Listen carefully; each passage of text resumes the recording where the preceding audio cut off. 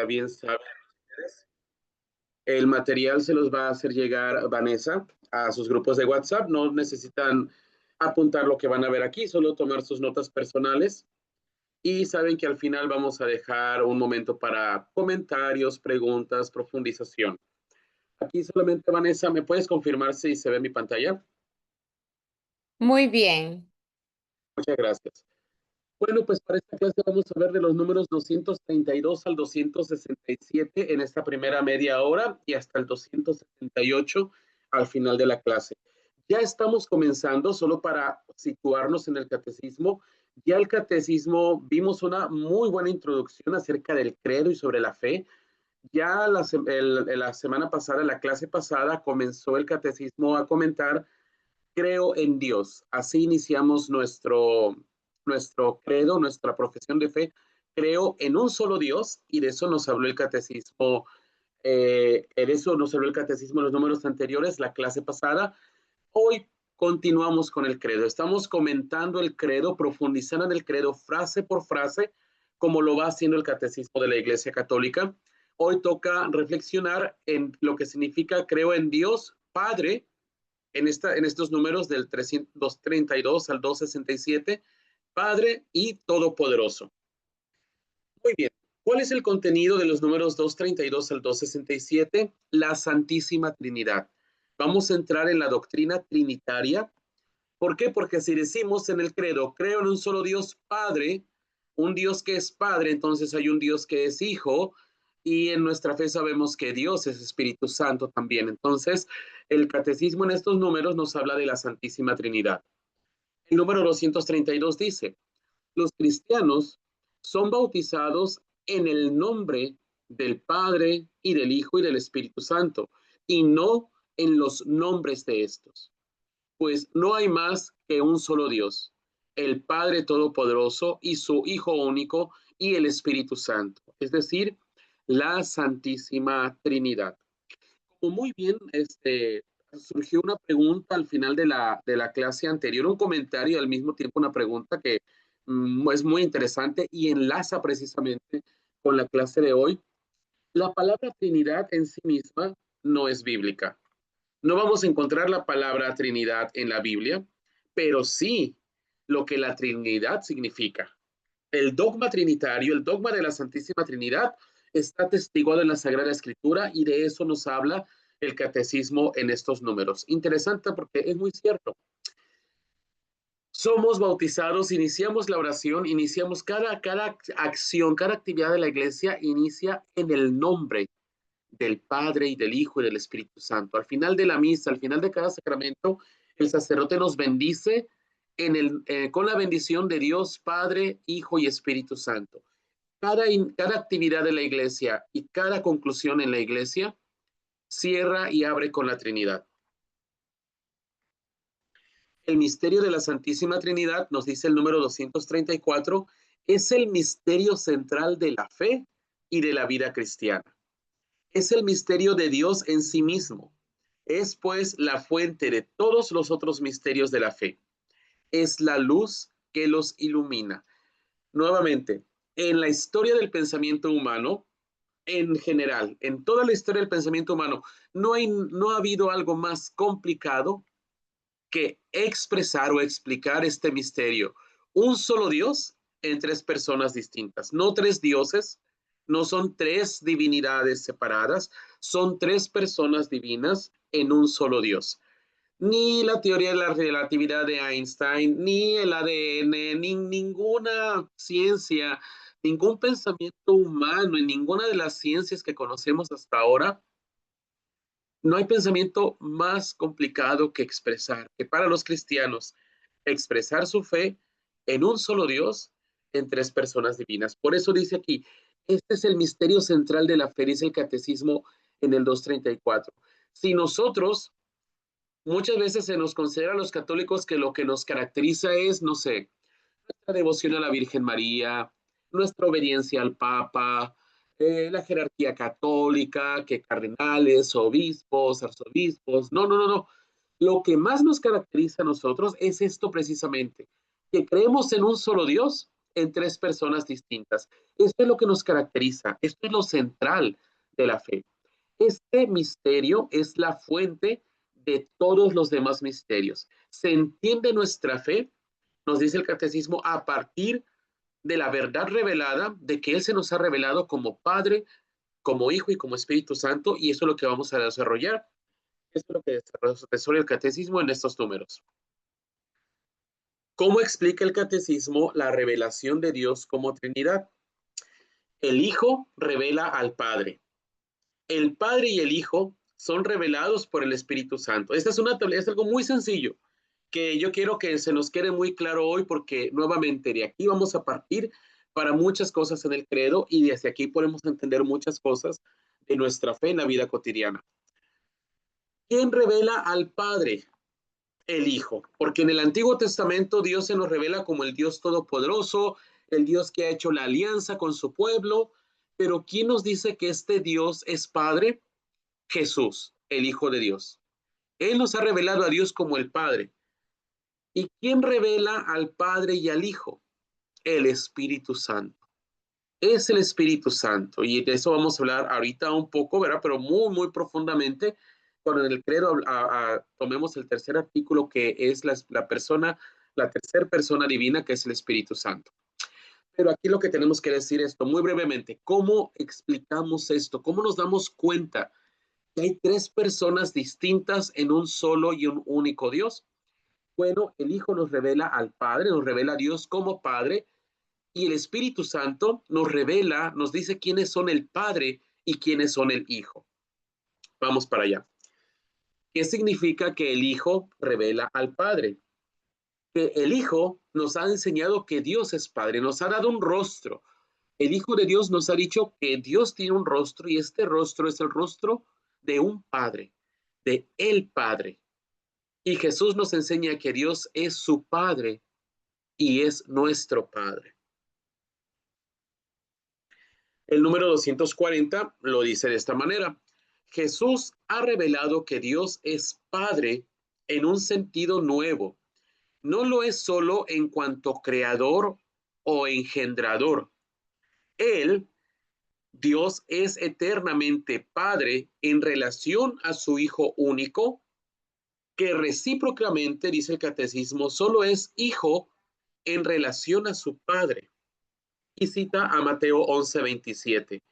Nadie conoce al Hijo sino el Padre, ni al Padre le conoce nadie sino el Hijo, y aquel a quien el Hijo se lo quiera revelar. Mateo 11:27. Parece trabalenguas, pero nos está diciendo algo que es muy fundamental y algo muy básico, hermanos, hermanas.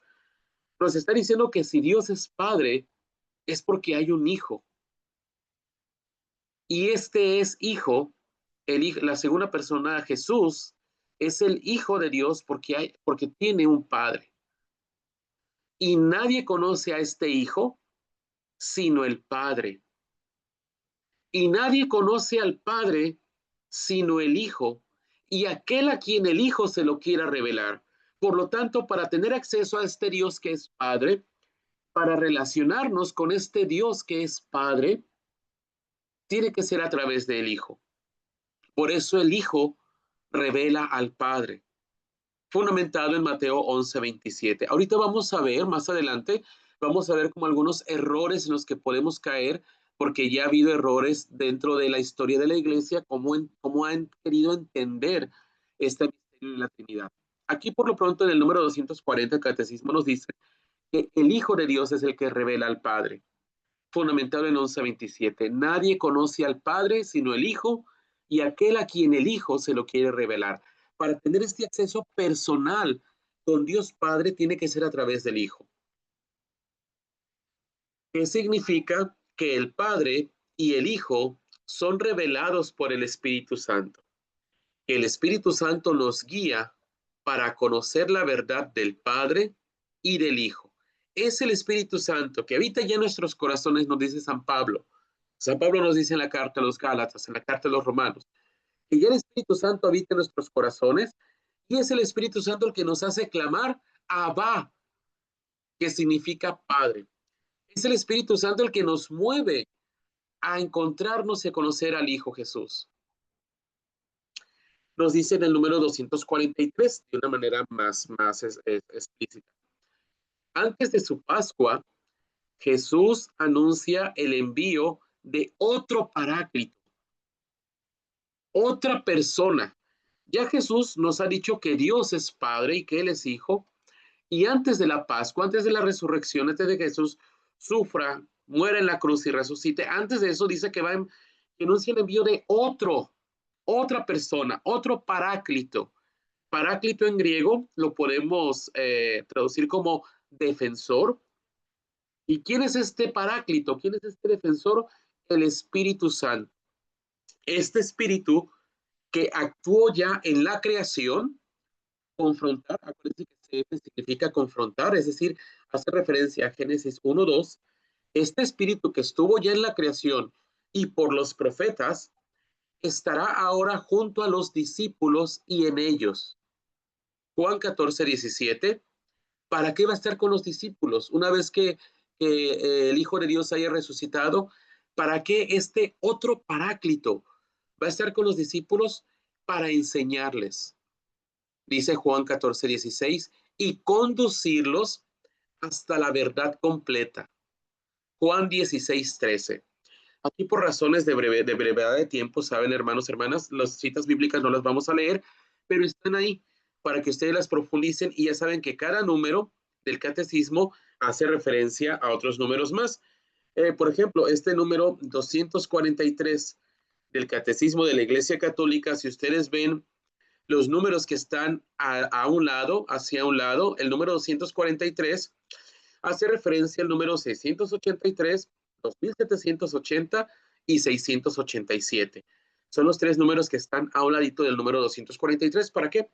Para reflexionar. Aquí nuevamente por brevedad de tiempo no lo vamos a hacer, pero aquí en este número, en el número 243, ya el catecismo está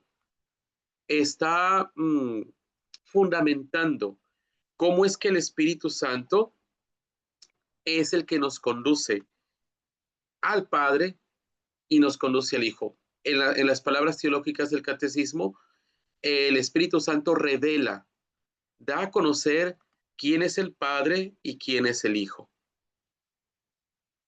Por error dejé de transmitir la pantalla, pero ahí está de nuevo. Nuevamente, es este Espíritu Santo el que ha estado en la creación y que ha hablado a través de los profetas. Ahora va a estar presente en la comunidad cristiana, nos dice el Evangelio de San Juan, capítulo 14, versículos 16 y 17. ¿Para qué? Para conducirlos hasta la verdad completa. ¿Cuál es esta verdad completa? La vida en plenitud con Dios, el conocimiento verdadero y auténtico de Dios. ¿Quién es el que nos conduce a eso? El Espíritu Santo. Para eso ha sido enviado, para santificarnos y vivir en esta vida divina. El Espíritu Santo es revelado así como otra persona divina con relación a Jesús y al Padre. Hermanas, hermanos, estamos en el misterio de los misterios, en el misterio de la Santísima Trinidad, número 243 del Catecismo. ¿En qué primer momento se confiesa la fe en la Trinidad? En la profesión de fe hecha en el bautismo. Ya lo habíamos hablado en la clase anterior. ¿Cuándo comenzamos a profesar nuestra fe en la Trinidad? Cuando somos bautizados. Cuando los bebés son pequeños, papás y padrinos prestan sus labios para que el bebé, la nueva criatura, sea introducida en este misterio de fe. Y por eso el ministro que celebra, el obispo, el sacerdote o el diácono les va a preguntar: ¿crees en Dios Padre Todopoderoso, Creador? Creo. ¿Crees en su Hijo único, Jesucristo nuestro Señor, nacido del Padre, etcétera? Creo. ¿Crees en el Espíritu Santo, Señor y dador de vida? Creo. Y cuando el catecúmeno, el adulto, es iniciado y antes de ser bautizado, tiene que hacer su profesión de fe. Ahí, antes de ser bautizados, antes de vivir en esta vida del Padre, del Hijo y del Espíritu Santo, ahí comienza la primera profesión en la Santísima Trinidad. El número 249 dice: la verdad revelada de la Santísima Trinidad ha estado desde los orígenes en la raíz de la fe viva de la Iglesia, principalmente en el acto del bautismo. Encuentra su expresión en la regla de fe bautismal, formulada en la predicación, la catequesis y la oración de la Iglesia. ¿Qué nos está diciendo aquí el catecismo? Que si bien la palabra Trinidad es muy posterior, estamos hablando ya del siglo IV, ya han pasado más de 365 años de fe cuando la Iglesia crea la palabra Trinidad. Pero no significa que esto se comenzó a creer hasta el siglo IV. Dice aquí, la verdad revelada de la Santísima Trinidad ha estado desde los orígenes en la raíz de la fe vida de la Iglesia. La fe en Dios Padre, Dios Hijo y Dios Espíritu Santo ha estado ahí desde el principio, principalmente en el acto del bautismo, y encuentra su expresión en la regla de fe bautismal. ¿Por qué surge el dogma de la Santísima Trinidad? Precisamente porque ante los errores, malinterpretaciones, confusiones en la fe verdadera, la Iglesia tuvo que desarrollar un lenguaje organizado, dice el catecismo, articulado, para darse a entender y entrar en diálogo con la cultura y con los hombres y mujeres de nuestro tiempo, de su tiempo, en el siglo IV. Pero la Trinidad como tal está en la misma parte de lo que mismo Dios nos ha dicho de sí mismo. Dice el número 250. Durante los primeros siglos, la Iglesia formula más explícitamente su fe trinitaria. ¿Para qué? Para profundizar su propia inteligencia de la fe, es decir, para ver de qué se trata esta fe de este Dios que se nos está dando a conocer de esta manera, como para defenderla contra los errores que la deformaban. Esta fue la obra de los concilios antiguos, ayudados por el trabajo teológico de los padres de la Iglesia y sostenidos por el sentido de la fe del pueblo cristiano. Por lo tanto, no es que se le haya ocurrido a un papa o a unos obispos o a unos sacerdotes inventar el misterio de la Trinidad, no. Ya parte de la misma revelación de la Escritura se va desarrollando porque la Iglesia necesita profundizar en esta fe que ha recibido y necesita defender su fe, nos dice el Catecismo en el número 250. Esto fue obra de los concilios antiguos. En el concilio de Nicea, y ahorita lo vamos a ver más adelante, en el concilio de Nicea se defiende la persona divina del Hijo. Jesús como el Hijo de Dios en el concilio de Nicea. Y en el concilio primero de Constantinopla se desarrolla la doctrina del Espíritu Santo, pero fundamentado en la Sagrada Escritura, como lo hemos visto en un momento anterior. Aquí está la tablita. En el concilio de Nicea, ¿cuál es la enseñanza del concilio de Nicea en el 325? Que el Hijo es Dios, que el Hijo es consustancial al Padre. Eso es lo que decimos en el credo, lo vamos a desarrollar más cuando estemos hablando del Hijo. El Hijo que es consustancial al Padre, es decir, que es de la misma sustancia, que es de la misma naturaleza, no como un grado inferior de divinidad, como Dios Padre en una primera categoría de divinidad, y el Hijo como subordinado, como en una categoría inferior, no. El Hijo que es consustancial, que son de la misma sustancia, de la misma esencia y divina. Y en el Concilio Primero de Constantinopla, en el 381, se afirma que el Espíritu Santo es Dios, que el Espíritu Santo es Señor y dador de vida, que es lo que encontramos en el credo.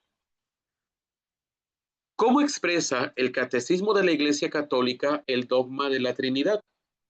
Va a decir que la Trinidad es una. Son tres personas, pero una sola divinidad, un solo Dios, una sola divinidad en tres personas divinas. Las personas divinas son realmente distintas entre sí. ¿Por qué? Porque hubo una herejía, y esto fue donde la Iglesia tuvo que plantearse cómo formular esta doctrina, que era la herejía modalista, que decía, no, es que no hay tres personas, es un solo Dios, pero a veces este Dios se nos manifiesta como Padre, y de repente este Dios se nos manifiesta como Hijo, y de repente este Dios se nos manifiesta como Espíritu Santo. Es decir, de repente Dios se pone un disfraz y se pone el disfraz de Padre y se nos revela como Padre. Pero de repente este Dios se quita su disfraz de Padre y se pone el disfraz del Hijo y ahora se nos revela como Hijo. y de repente se quita este disfraz también y se pone el disfraz del Espíritu Santo, la apariencia del Espíritu Santo, y se nos revela como Espíritu Santo. Esa es una herejía que se llama modalista, modalista de modal, de modo, el modo como se nos revela a Dios. Y no, nos dice el Catecismo de la Iglesia Católica, las personas divinas son realmente distintas entre sí. Son tres personas distintas en un solo Dios. Y las personas divinas, las tres personas divinas, son relativas unas a otras. Y el catecismo lo va a explicar en los siguientes números. Pero ¿qué significa que las personas divinas, las tres personas divinas, sean relativas unas a otras? Que el Padre es Padre porque está en relación con su Hijo. Y que el Hijo es Hijo porque está en relación con su Padre. Y que el Espíritu Santo es el fruto de este amor entre el Padre y el Hijo. El fruto de este amor es el Espíritu Santo, como una persona completamente distinta. Lo podemos ver en la vida, esto del Espíritu Santo. Me gusta mucho un ejemplo, un sacerdote en una predicación lo decía, cuando el padre cuando el esposo y la esposa se aman tanto y se donan tanto el uno al otro, este amor es tan fuerte y tan profundo que del amor del esposo y de la esposa surge una nueva vida. Y así es también en la vida trinitaria. El Padre y el Hijo se aman tanto que este amor se personifica en el Espíritu Santo. Y lo vamos a ver con mucha profundidad cuando hablemos del Espíritu Santo en el credo. Ahorita vamos a ver solamente como el fundamento de esto, porque estos números nos hablan del fundamento de la Trinidad, pero ustedes también pueden ir más adelante leyendo sobre el Espíritu Santo en esos números. Pero bueno, es lo que nos dice el número 254 del Catecismo. Padre, Hijo, Espíritu Santo no son simplemente nombres que designan modalidades del ser divino, maneras del ser de Dios, pues son realmente distintos entre sí. El que es el Hijo no es el Padre, y el que es el Padre no es el Hijo, ni el Espíritu Santo el que es Padre o el Hijo, citando al Concilio de Toledo en el año 775. Sí, parece trabalenguas, hermanos, hermanas, sí es complicado, es denso, es el principal misterio de nuestra fe, pero aquí lo estamos comentando, ¿verdad? A partir de lo que encontramos en la doctrina del catecismo de la Iglesia Católica. Nuevamente, no son modalidades del ser de Dios, no son nombres con los cuales Dios quiere que lo conozcamos más, sino que son personas completamente distintas en un solo Dios. El que es hijo no es el Padre, y el que es el Padre no es el Hijo, ni el Espíritu Santo, el que es el Padre o el Hijo. Tres personas distintas en un solo Dios. La distinción real de las personas entre sí, porque no divide la unidad divina, reside únicamente en las relaciones que las refieren unas a otras. Son relacionados completamente entre sí. Para nosotros en esta mentalidad que vivimos ahora en el siglo XXI, nuestra mentalidad tan individualista, nuestra mentalidad tan egocéntrica, nos complica ahora, tenemos esta especial dificultad ahora en el siglo XXI para entender esto. ¿Por qué? Porque antes, cuando todavía nuestros abuelos, estamos hablando ya no hace mucho, ¿verdad? Hace 30 años, todos nos sentábamos a ver la tele juntos, o toda la familia se sentaba a ver junta la tele. Y ahora cada quien tiene una pantalla diferente. Y todos se unían para tomar los alimentos. Y ahora cada quien come en la casa a la hora que puede y a la hora que quiere. Y hay quien es completamente normal que alguien vaya a su cuarto aislado a comer y los demás estén en la sala o estén en el comedor. Ahorita ya nos es muy normal, pero esto, si rompemos esa estructura o esa manera de pensar individualista que ahora nos es tan común, pudiéramos entender con un poco más de profundidad este misterio de unidad en tres personas diferentes. Dice, únicamente las relaciones que las refieren a unos a otros es esta distinción real. ¿Por qué? Ya lo decíamos desde la clase pasada. Es la Trinidad la que crea. Dios Padre crea, pero La Trinidad está ahí, comprometida. ¿Quién es el que se encarna? ¿El Hijo de Dios o la Trinidad? Se encarna el Hijo de Dios. La segunda persona divina se encarna en el seno de la Virgen María. Pero toda la Trinidad está comprometida en la encarnación. El Espíritu Santo que desciende sobre el seno de la Virgen María y Dios Padre, que en su voluntad amorosa nos ha dado a su Hijo para que tengamos vida eterna. El Espíritu Santo santifica en Pentecostés, pero es la Trinidad completa la que está ahí. En cada acción divina, la Trinidad está completa. Pero ¿qué es lo que nos dice el número 255? La distinción reside en las relaciones de estas tres personas divinas que se refieren unas a otras. Pero toda la Trinidad comprometida en cada acto de salvación. ¿Cómo explicar las obras ad extra de la Trinidad? Las obras que son hacia fuera de él. Porque una cosa es la vida de la Trinidad hacia adentro, cómo se relacionan entre ellos, y otra es las acciones que hacen hacia afuera, que son las que nosotros conocemos. Las obras exteriores a Dios son comunes a las tres personas divinas. La creación, la salvación y la santificación son obras de las tres personas divinas, es lo que decíamos ahorita. Claro, hay acciones personales y las personas se nos han dado a conocer. Dios nos ha dado a conocer al Padre y el Espíritu Santo nos ha dado a conocer al Padre y al Hijo.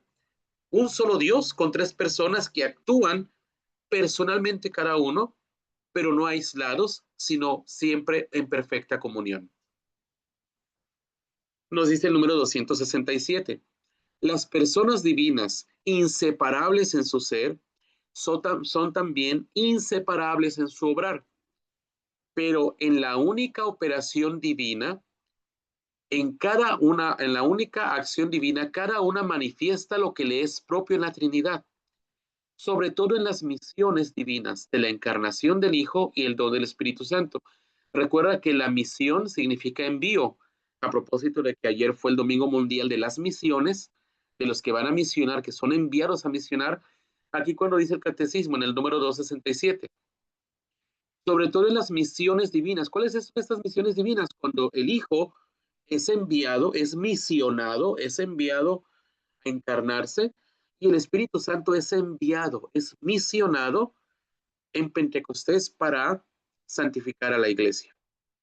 En la única operación divina, cada persona manifiesta lo que le es propio en la Trinidad, lo que le es propio de ser Padre, lo que es propio de ser Hijo, lo que le es propio de ser Espíritu Santo, y sobre todo en las misiones divinas de la encarnación y del don del Espíritu Santo. Por ejemplo, cuando comulgamos, ¿a quién comulgamos? ¿Al Hijo o comulgamos a la Trinidad?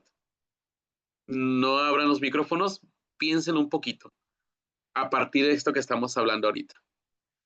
Y vamos sobre todo la pregunta que hacía ahorita, lo que planteaba ahorita. Cuando se encarnó el Hijo de Dios, ¿se encarnó el Hijo de Dios o se encarnó la Trinidad? ¿Se encarnó el Padre? ¿Se encarnó el Espíritu Santo? No, se encarnó el Hijo. Es esta distinción personal, pero toda la Trinidad comprometida en la encarnación.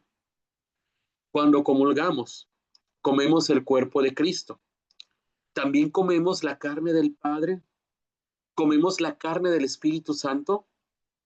No, porque si no sería una herejía. Aquí ustedes ya me estarían tachando de hereje.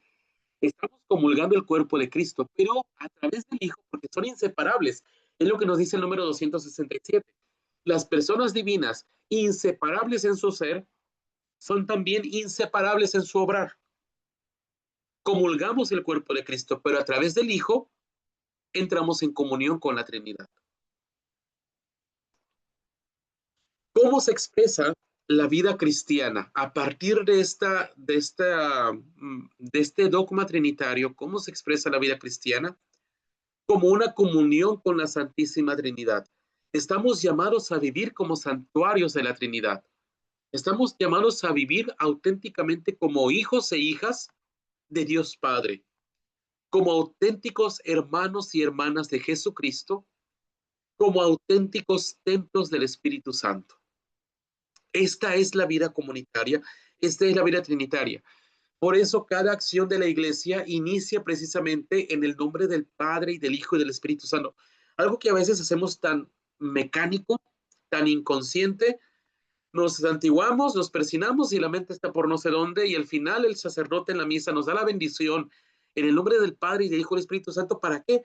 Para recordarnos que tenemos que vivir esta vida intratrinitaria, que tenemos que vivir esta vida de comunión trinitaria, que nuestra vida tiene que ser trinitaria.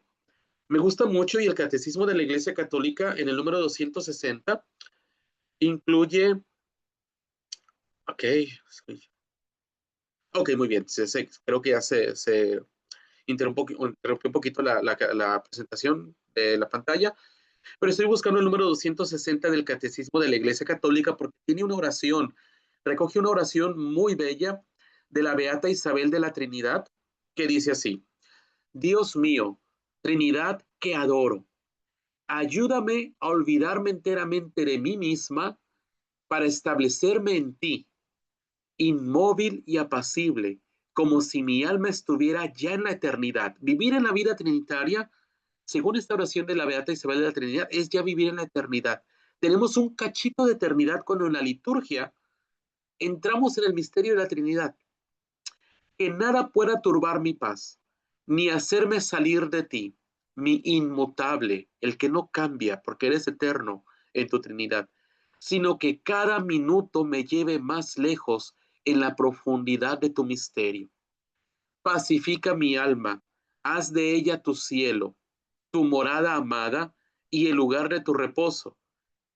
Que yo no te deje jamás solo en ella, sino que yo esté allí enteramente, totalmente despierta en mi fe, en adoración, entregada sin reservas a tu acción creadora.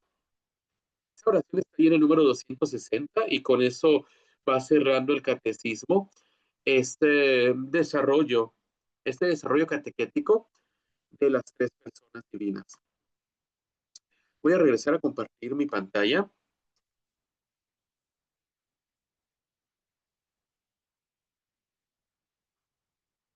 Ahí está. Se puede ver nuevamente la pantalla, ¿verdad, Vanessa?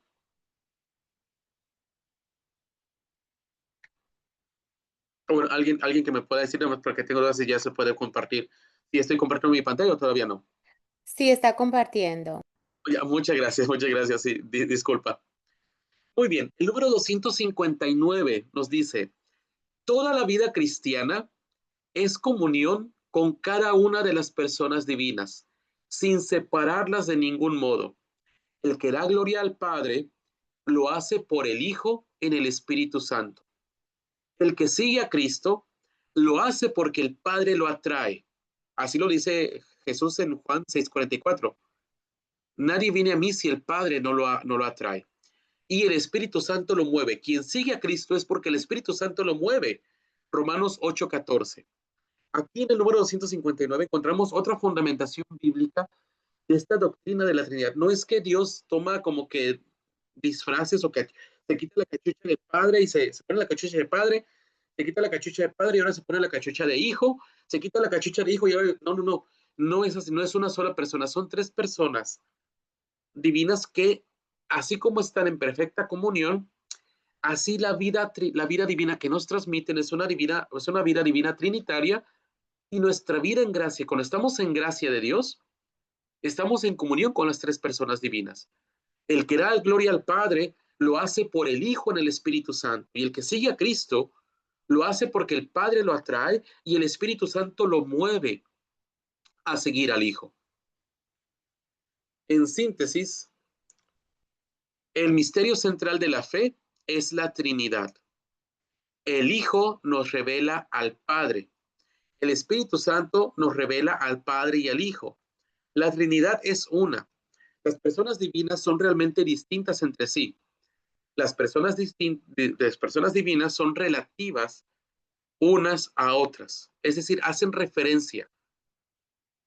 Para poder entender por qué el Padre es Padre, tenemos que conocer al Hijo y tenemos que conocer al Espíritu Santo.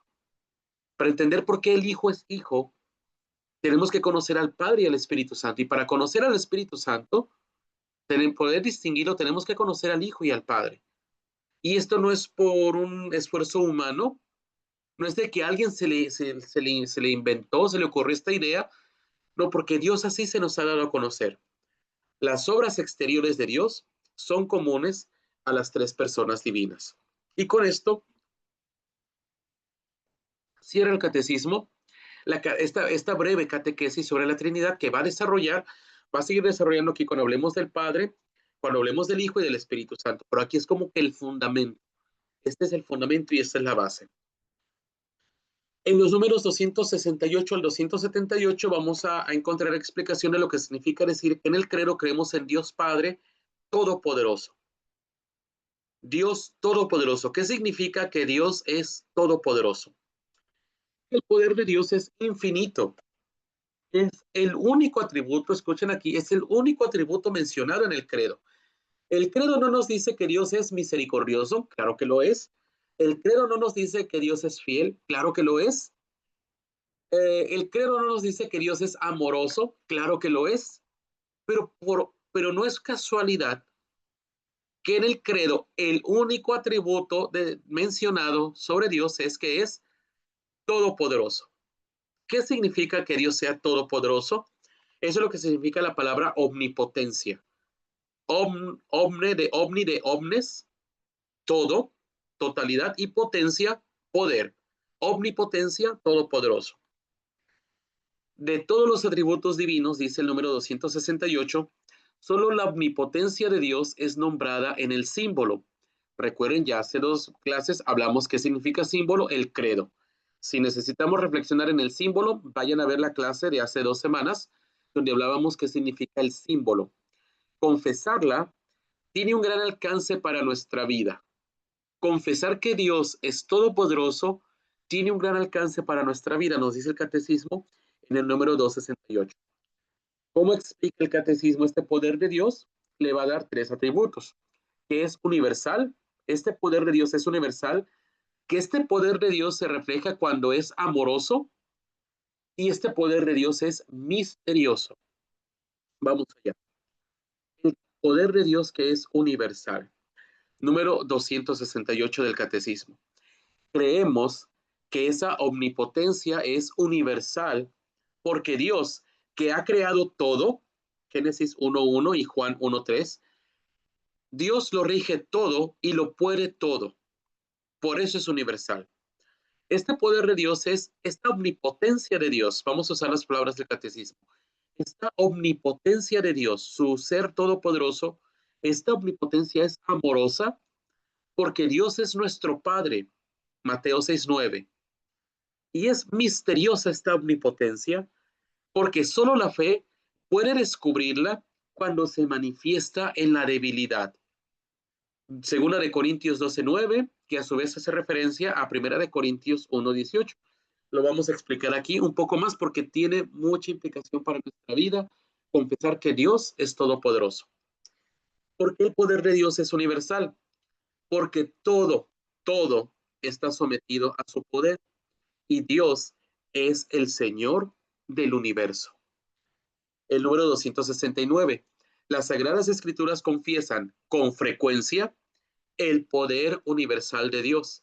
Es llamado el poderoso de Jacob. Génesis 49:24, Isaías 1:24, pongo etcétera porque ahí en el número 269 hay muchos más citas bíblicas.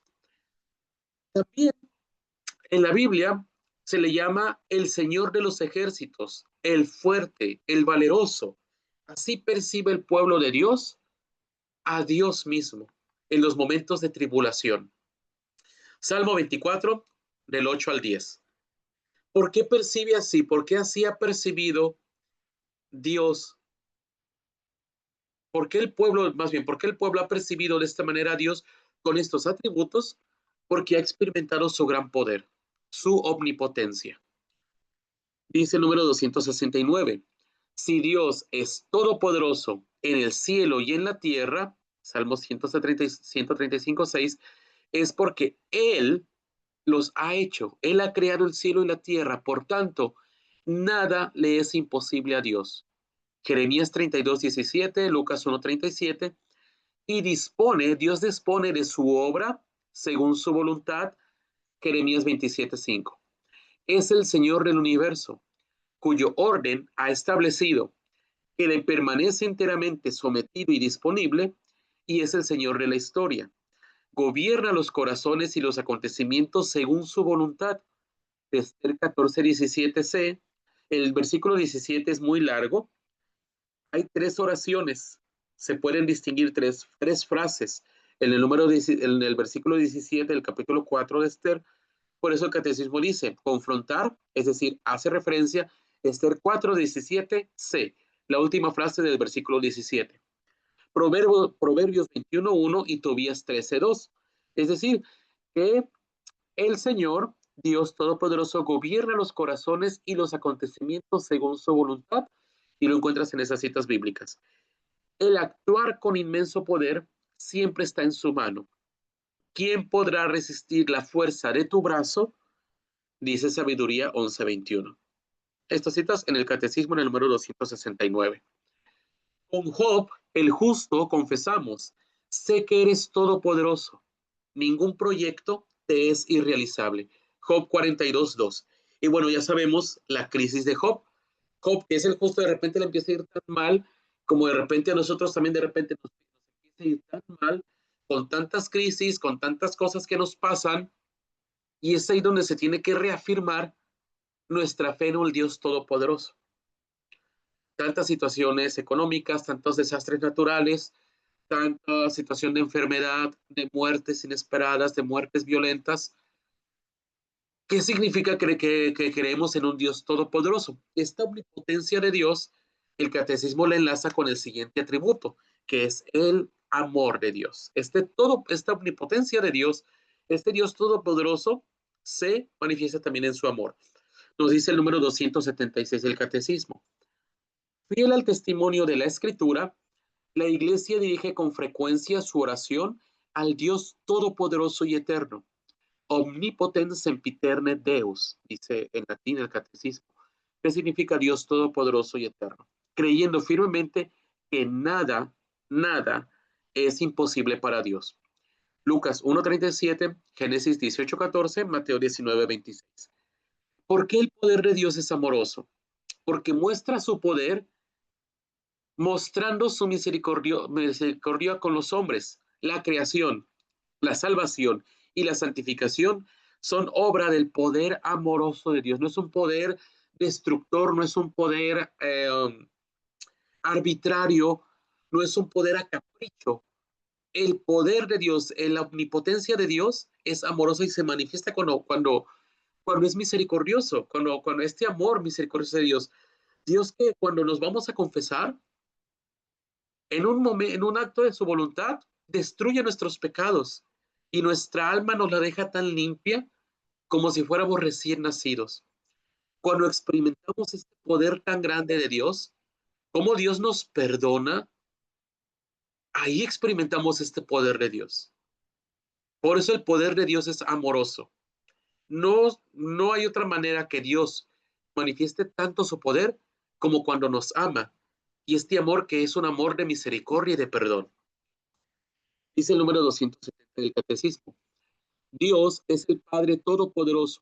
Su paternidad y su poder se esclarecen mutuamente, se entienden. Su paternidad y su poder se entienden mutuamente, muestra su omnipotencia paternal por la manera como cuida de nuestras necesidades. Mateo 6:32. Por la adopción filial que nos da. Yo seré para vosotros padre, y vosotros seréis para mí hijos e hijas, dice el Señor Todopoderoso en 2 Corintios 6:18. Finalmente, por su misericordia infinita, pues muestra su poder en el más alto grado, perdonando libremente los pecados. Esta omnipotencia de Dios, este poder completo de Dios, expresado en su perdón. Porque el poder de Dios no es arbitrario, es decir, no es a capricho. No es que Dios con unos sí quiere hacer muy buena onda y con otros quiere hacer muy mala onda. O de repente Dios que es muy amoroso y de repente nos voltea la espalda porque se enojó. No, no es arbitrario el poder de Dios. Porque nos dice el catecismo, todo lo que Dios hace está en armonía con la verdad y el bien. Dios no puede pecar. Dios no se contradice a sí mismo. Por eso es Él siempre fiel. Dice el número 271. La omnipotencia divina no es en modo alguno arbitraria. En Dios, el poder y la esencia, la voluntad y la inteligencia, la sabiduría y la justicia son una sola cosa. Nosotros las distinguimos porque decimos, mira, esta persona es muy buena, pero de repente tiene un carácter y ya, se pierde esa bondad. O podemos decir, esta persona es muy responsable y es muy fiel, pero de repente se equivoca porque hace juicios equivocados. En Dios todos estos atributos son una sola cosa. ¿Por qué? Porque Dios es la plenitud del ser. Dios es la plenitud del poder, la plenitud del amor, la plenitud de la verdad, la plenitud de la bondad. No hay una distinción. Él es todo eso en sí mismo. Dice, de suerte que nada puede haber en el poder divino que no pueda estar en la justa voluntad de Dios o en su sabia inteligencia. Y aquí cita a Santo Tomás de Aquino, la suma teológica, está ahí. ¿Qué puedo poner, y dice el catecismo, a partir de esta omnipotencia de Dios? ¿Qué puede poner a prueba la fe en el poder de Dios? Primero, la existencia del mal. Bueno, si ahorita nos decía y cita la Sagrada Escritura que Dios gobierna los corazones y Dios gobierna los acontecimientos según la voluntad, ¿por qué tenemos tanta maldad? ¿Por qué tenemos tanta hambre, tanta guerra? Palestina muriendo de hambre por Israel, Rusia invadiendo Ucrania, África, nuestros sistemas injustos, políticas injustas en nuestros países, desigualdades tremendas. Toda esa existencia del mal, nos dice el catecismo, pone a prueba nuestra fe en Dios. Si Dios es todopoderoso, ¿por qué permite el mal? ¿Por qué el sufrimiento injusto de tantas personas? Lo dice el catecismo, número 272. La fe en Dios Padre Todopoderoso puede ser puesta a prueba por la experiencia del mal y del sufrimiento. A veces Dios puede parecer ausente e incapaz de impedir el mal. ¿Y cómo entonces debemos reflexionar sobre la omnipotencia de Dios y la existencia del mal? La respuesta, nos dice el catecismo, está cuando contemplamos la muerte y la resurrección del Señor. Porque el mayor mal que ha habido en la historia es que Jesús, el Hijo de Dios, el justo, el que no tenía ningún pecado, haya muerto como el peor de los pecadores. Ese es el mal más grande en la historia de la humanidad, haber matado al Hijo en la cruz. Y de ese mayor mal, que es la muerte del Hijo, viene el mayor bien, que es la salvación para el género humano. Para poder tratar de iluminar este mal injusto, este pecado injusto que gobierna, que pareciera que dirige la historia de la humanidad, nos dice el catecismo, tendremos que poner nuestros ojos en el Cristo crucificado y resucitado. Dice el número 272. Ahora bien, Dios Padre ha revelado su omnipotencia de la manera más misteriosa. Ese es el tercer atributo, misteriosa, en el anonadamiento o humillación, en la humillación voluntaria y en la resurrección de su Hijo, por los cuales ha vencido el mal. Ya Cristo venció el mal. En Cristo nosotros somos vencedores. Así, Cristo crucificado es poder de Dios y sabiduría de Dios, porque la necedad divina, ¿cuál es esta necedad divina que Pablo nos dice en 1 Corintios? Este Dios, que aun y cuando su humanidad le ha sido infiel, este Dios no deja de apostar por su criatura. Aun y cuando esta humanidad ha sido pecadora, y lo hemos visto en las clases anteriores, Dios renovando diferentes alianzas con su pueblo, Dios renovando su alianza con la humanidad, y la humanidad inclinada al pecado y pertinaz en el pecado. Bueno, este Dios necio que quiere no deja de amar a su criatura, no deja de salvarla, esta necedad divina, dice San Pablo, es más sabia que la sabiduría de los hombres y la debilidad divina más fuerte que la fuerza de los hombres. Se hace referencia a 1 Corintios 2, 24 al 25, el número 272. En la resurrección y en la exaltación de Cristo es donde el Padre desplegó el vigor de su fuerza y manifestó la soberana grandeza de su poder para con nosotros los creyentes. Efesios 1, 19 al 22. Lo va a decir San Pablo en la carta a los Efesios, se hace referencia a eso. Cristo es cabeza de la iglesia y la iglesia es el cuerpo. Así como esta cabeza ha entrado en el misterio de la cruz para vencer al mal, vencer al pecado y vencer la muerte y resucitar, el cuerpo de Cristo también tiene que entrar en este misterio de la cruz para resucitar. Y lo que la cruz significó derrota y humillación para los gentiles, para nosotros sabemos que es fuerza y poder de Dios. Para poder entender esta misericordia, esta omnipotencia y esta acción misericordiosa y misteriosa de Dios, tendremos que entrar en el misterio del Hijo de Dios. ¿Cómo ayuda la fe a profundizar en el poder misterioso de Dios? La fe nos señala que Dios saca de los males bienes, de lo débil saca la fuerza. ¿De cuántas crisis tú y yo no hemos enfrentado?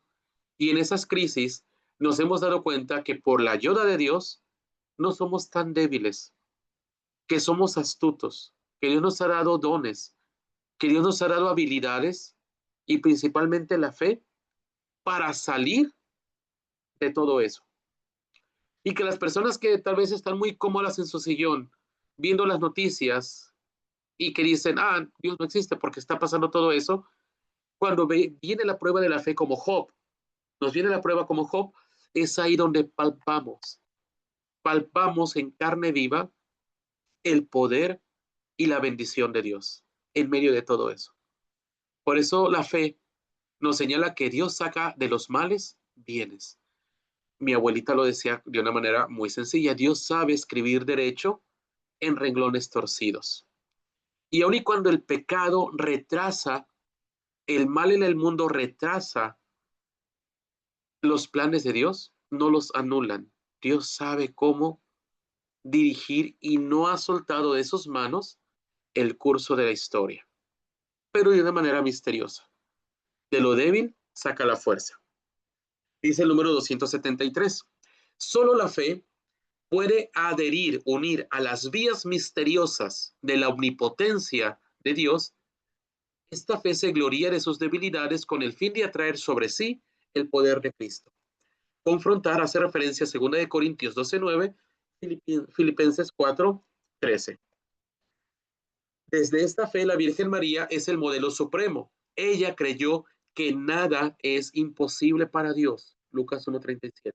Y puro proclamar las grandezas del Señor. El poderoso ha hecho obras grandes por mí. Su nombre es santo. Lucas 1:49. Por lo tanto, cuando decimos que Dios es omnipotente, significa que Dios todo lo puede. Y este poder de Dios es universal, amoroso y misterioso. Cuando nosotros decimos que nuestra fe es en un Dios todopoderoso, podemos mirar al mundo y podemos mirar las realidades dolorosas, difíciles, pero desde nuestra fe en Dios todopoderoso. Es lo que decimos en el credo. Creo en Dios, en un solo Dios, Padre todopoderoso. Son los números que hemos comentado hasta ahorita. Vamos a dejar unos números ahorita y el micrófono es de ustedes para preguntas, comentarios. Alcanzamos a comentarnos los números ahora, tanto en la primera parte que es la Trinidad, como esta parte que es Dios Padre Todopoderoso. Adelante por preguntas, comentarios, algo que se quiera resaltar. Adelante.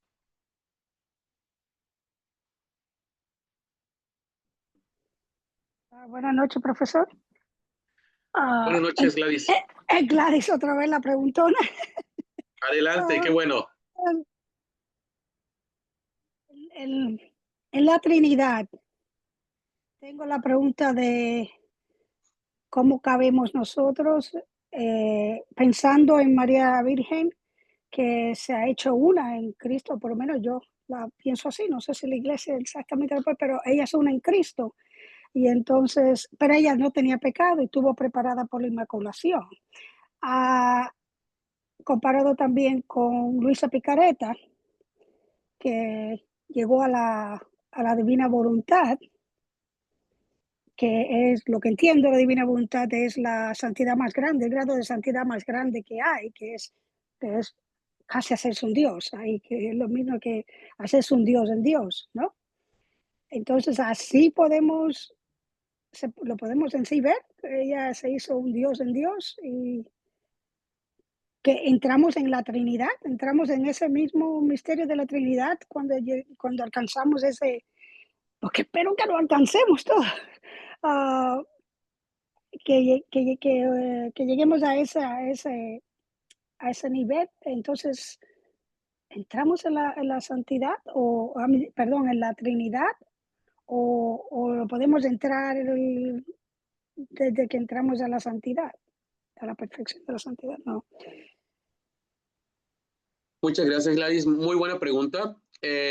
Sí, como lo veíamos ahorita, iniciamos en esta vida trinitaria en el bautismo. Somos hijos de Dios Padre, comenzamos a ser hijos de Dios Padre, hermanos en Jesucristo y templos del Espíritu Santo. Así es tu comentario ahorita, la Virgen María. Bueno, la Virgen María vivió esta gracia, pero de una manera muy particular.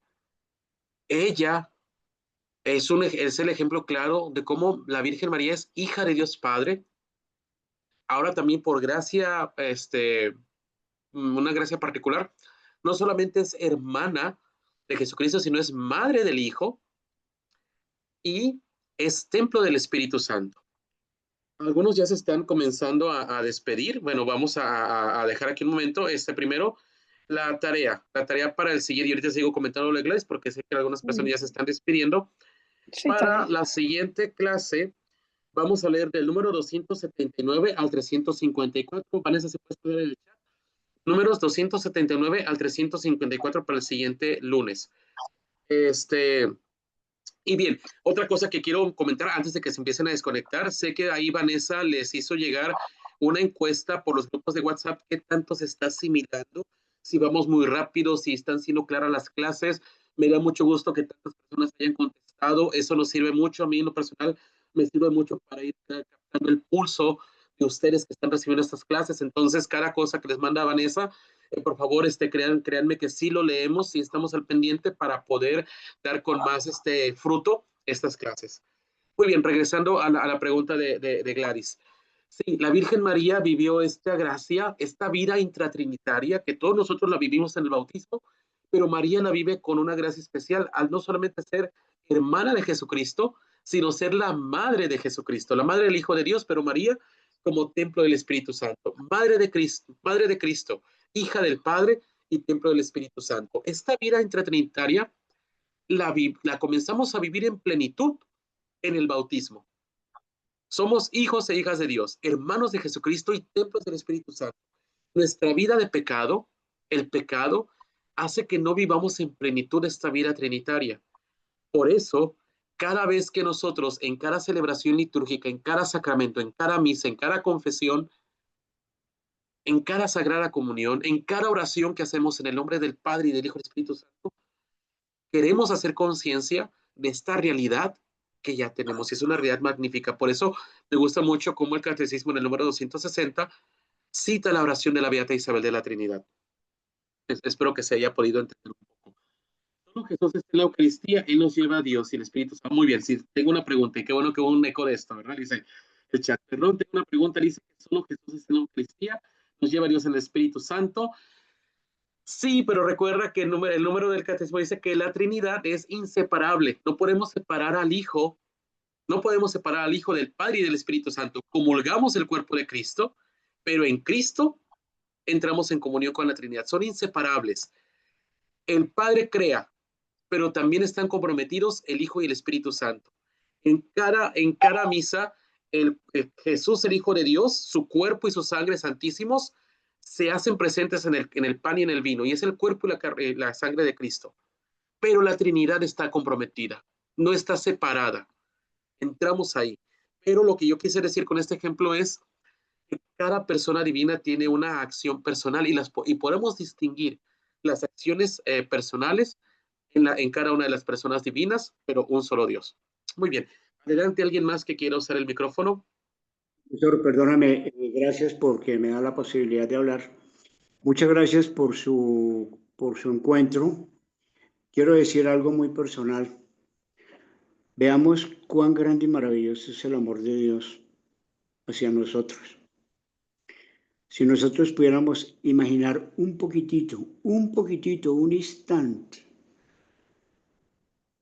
el peregrinaje de la Santísima Virgen, nosotros no le llegamos a ella ni a las uñas, en humildad y en sencillez. Yo lo único que puedo decir y pedirle a Dios es que me dé mucha humildad y sencillez para poder entender todas estas cosas, porque realmente necesita uno mucho bajar la cabeza y hacer oración. Gracias. Muchas gracias, hermano. Es muy cierto, es un misterio. Es el misterio de Dios, donde nosotros lo que debemos hacer es, como dices tú, dejarnos abrazar por el misterio de Dios. Poner nuestra inteligencia, esta inteligencia que Dios nos ha dado para, para abrazar con brazos abiertos este amor de Dios que se nos manifiesta. Yo por eso agradezco mucho al Instituto Cristo Rey, a este Instituto Teológico, a Vanessa, al Padre Benjamín, que ahora estemos estudiando de esta manera el Catecismo de la Iglesia Católica, porque nos ayuda bastante. Muy bien. Pregunta, Dios Padre Todopoderoso, ¿cómo corrige a sus hijos? ¿Aplica un castigo como una prueba de fe? Muy buena pregunta, hermana. Ahorita lo que te puedo decir, ya esta paternidad de Dios, este Todopoderoso, va acompañado con el amor, la misericordia y de una manera misteriosa. Te recomiendo, vas a encontrar la respuesta si profundizas en cada uno de los números, con los números que vienen al lado y con las citas bíblicas, porque en tu pregunta ya está ahí también la respuesta. Este ser todopoderoso de Dios, como lo decía ahorita el catecismo, va acompañado de su amor, que es misericordia, y de una manera misteriosa, que solo se puede entender con la fe. Adelante. ¿Alguien más que quiera hacer el micrófono? Sí, buenas noches. De antemano, muchísimas gracias. A mí estoy aprendiendo muchísimo, yo creo que como todos. Y bueno, tengo algo que no me quedó muy claro. ¿En qué momento es que se une el Espíritu Santo? Si es algo que podemos entender. Ya, déjame ver si puedo entender tu pregunta.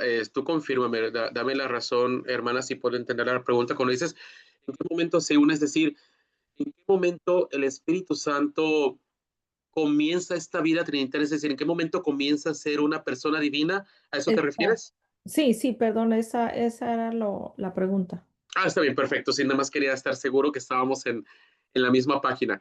Mira, Mm. el catecismo va a profundizar en la persona divina cuando lleguemos a la parte del credo que decimos, creo en el Espíritu Santo, Señor, en esa parte, creo en el Señor y dador de vida. Ahí lo va a profundizar, puedes ir adelante en el catecismo. Lo que podemos decir hasta ahorita, con lo que nos dijo, lo que nos dio hoy el catecismo, estos números, es que el Hijo de Dios, antes de morir y resucitar, nos dijo que nos va a enviar a otro paráclito. Y este otro paráclito, nos dice el catecismo, lo veíamos ahí en el número, ha estado desde el inicio de la creación. En Génesis 1:1, el Espíritu ya aleteaba sobre las aguas. Es decir, que desde el principio, ha sido Padre, Hijo y Espíritu Santo. No es que comenzó el Padre y en algún otro momento de la historia sale el Hijo y otro momento de la historia y aparece el Espíritu Santo. No, desde el inicio, el único Dios, pero con tres personas divinas existiendo en él. Es lo que podemos decir hasta ahorita, pero va a profundizar mucho. Y si tú quieres profundizar, hermana, busca los números. Lo voy a dejar ahorita en el chat. A partir de donde el catecismo nos habla del Espíritu Santo, Señor y dador de vida, porque va a profundizar mucho en esta pregunta que tú estás haciendo. Muchísimas gracias. Claro que sí. Adelante. Muy bien, entonces ya ahorita no os quiero decir un poquito porque es que creo que tal vez no lo respondí, ¿verdad? ¿Cómo corrige Dios a sus hijos? Como una prueba de fe. Hay que decirlo ahorita, como ya nos lo decía el catecismo, Dios no lo hace de una manera arbitraria. Esa frase que a veces tenemos, Dios aprieta pero no ahorca. Híjoles, qué equivocada frase. O sea, porque Dios ni nos aprieta ni nos ahorca. Porque si Dios nos apretara para ver hasta dónde llegamos, sería un Dios embustero. será un Dios caprichoso. Y Dios no es así. Sí tenemos pruebas de fe, porque ahorita ya nos lo dijo el catecismo. ¿Qué es lo que nos, qué es lo que nos dificulta? ¿Qué es lo que pone a prueba nuestra fe en el Dios Todopoderoso? La existencia del mal. ¿Cómo nos situamos ante el mal? ¿Cómo nos situamos ante la adversidad y ante el sufrimiento? Eso va a oscurecer, eso puede oscurecer nuestra relación con el Dios Todopoderoso. Hay que ir a esas citas bíblicas para entender cómo, de una manera misteriosa, Dios sigue llevando el curso de la historia, aun y cuando pareciera que el mal nos aturde y nos gana. Pero Dios ni aprieta ni ahorca, ni nos pone pruebas para ver si nos vamos a equivocar. Le mandé esta prueba y no la pasó. Híjoles, le faltó fe. No, Dios no es así. Este Dios que es todo amoroso, no es así. Pero les invito a que vayan a esas citas bíblicas, esos números que acabamos de comentar. Última interacción. ¿Alguien más que quiera tomar el micrófono? Y con eso cerramos. Yo quisiera preguntar ya que usted sigue mencionando esta noche el misterio de Dios, y es una cosa que todavía no he podido comprender en la Iglesia Católica. ¿Por qué usamos la palabra misterio relacionada con Dios cuando Él es la pura verdad? Y en la verdad no hay nada oculto. Entonces eso me tiene un poco... que el misterio está en nosotros, que no sabemos la verdad completa, o sea, que no podemos saber la verdad completa, pues está esa oscuridad en nosotros, pero explíqueme un poquito, por favor. Claro que sí, claro que sí. Yo creo, Gladys, que yo agradezco mucho que nos compartas tus dudas, porque sé que tus dudas son las dudas de muchas personas y nos ayudan a ir más adelante. Tienes toda la razón. Dios es la verdad en sí misma. Dios es la verdad. ¿Por qué nuestra fe describe esto como algo misterioso? Ya lo decíamos ahorita en los números, casi los últimos números del catecismo, número 272, 273. ¿Por qué? Porque ante nuestra razón humana, el poder de Dios, la manera de actuar de Dios y de proceder, no va a concordar con nuestra lógica humana. Y por eso es un misterio al que solo se puede comprender con fe. No porque Dios juegue a las escondidas, no porque Dios quiera complicarnos la existencia, no porque Dios quiera jugar a las adivinanzas, a ver si la entendemos, por eso nos habla como que entre claro y oscuro. No, Dios es muy claro en su manera. El amor de Dios y su poder es tan claro, pero nuestra manera de entender a Dios no va a ser siempre claro. ¿Por qué? Porque se nos ha dicho muchas veces, y esta es la teología protestante. Los católicos, los cristianos no católicos es, vive bien y actúa bien para que te vaya bien. Y sé justo y sé temeroso de Dios y sé fiel a Dios y vas a prosperar y Dios te va a bendecir aquí en la tierra. Oye, pero de repente hay gente que obra muy bien y le va tan mal. Y hay gente que se porta, y ya voy a saber que es una mala palabra, pero es que es muy cierto porque todos lo vivimos en carne propia. Hay gente que se porta de lo peor y pareciera que le va tan bien. Y por eso es un misterio. Porque nuestra manera de entender esto se tiene que hacer con fe. Es lo que podemos decir para que no se quede la pregunta abierta. Que a veces tenemos esa frase, mira, lo bailado, ¿quién me lo quita? Ya, mejor pedir perdón que pedir permiso. Al cabo, lo bailado, ¿quién me lo quita? No, cuando estemos en el juicio final, ante este Dios Todopoderoso, ahí sí vamos a saber cuánto bailamos.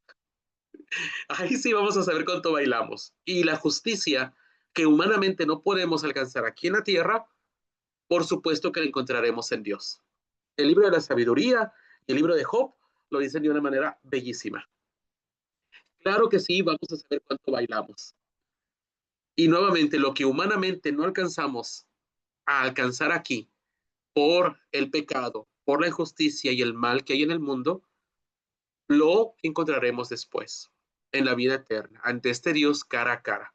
Por eso Jesús va a decir en las bienaventuranzas, Mateo capítulo 5, bienaventurados los pobres de espíritu, porque de ellos es el reino. Bienaventurados los que lloran, porque serán consolados. Bienaventurados los que son perseguidos por causa de la justicia, porque serán hijos e hijas de Dios. En las bienaventuranzas podemos encontrar también y entender este poder omnipotente de Dios, que aunque pareciera que humanamente no existe, que es un invento nuestro para tal vez ser muy optimistas, está ahí, está ahí. Y por eso es un misterio, porque con la lógica humana no lo podemos comprender y necesitamos, como decía ahorita un hermano nuestro, un compañero, necesitamos con la humildad de la fe dejarnos abrazar por el misterio. Y entonces sí va a tener completa claridad. Muy bien, pues con esto terminamos la clase de hoy. Muchas gracias por sus preguntas, por compartir. Ya por ahí dejaron en el chat los números para la siguiente lunes. Vamos a terminar con nuestra oración, encomendándonos a la Virgen María, Madre de Cristo, Madre de la Iglesia, que nos tome de su mano para seguir el camino de su Hijo Jesús. En el nombre del Padre, y del Hijo, y del Espíritu Santo. Amén. Dulce Madre, no te alejes, tu vista de nosotros no apartes. Ven con nosotros a todas partes y solos nunca nos dejes. Y ya que nos proteges tanto como verdadera Madre, haz que nos bendiga el Padre, el Hijo y el Espíritu Santo. Amén. Pasen muy buenas noches.